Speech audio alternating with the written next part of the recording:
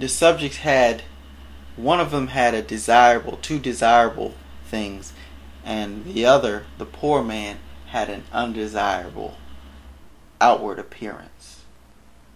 And what that says to us as a church and how you apply that is, don't, when you that is presented before you, you need to decide and see what's in your heart. Am I outwardly judging this person based on what I see? I have no idea who this person is. No idea what to do. Am I outwardly judging?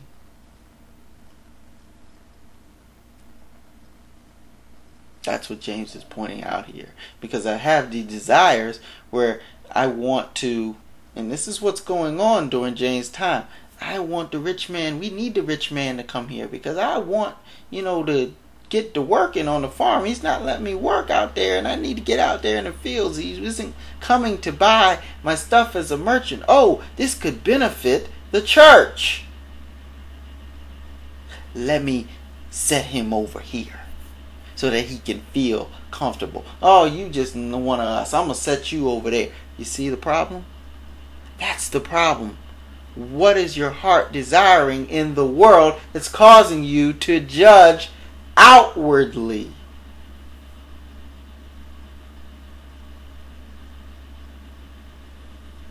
And we do that all the time.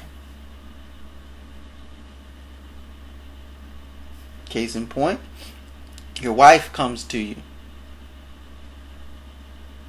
and she talks about, some person. And she says, this person is always staring at me and always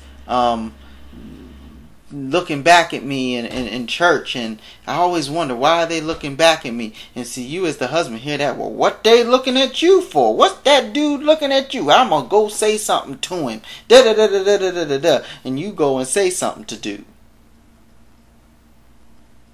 You don't know what or why he's doing what he's doing, if that's what he's doing. And you go to him and you say, hey, what you looking at my woman for? And he goes, I ain't looking at your woman.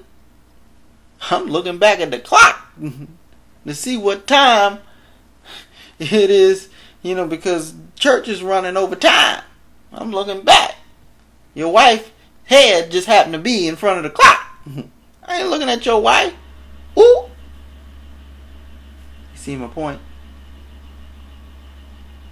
That's how quickly we can fall into outward judgment.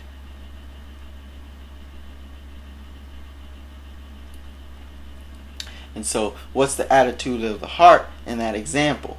I'll show you. I'm being overly jealous over someone looking at my wife. I should have the attitude, my wife is beautiful, of course. Now if she says, honey, I feel uncomfortable, okay, well, let's sit over here across on the other side. But I know men are going to look at you because you fine. You beautiful. And I love that about you.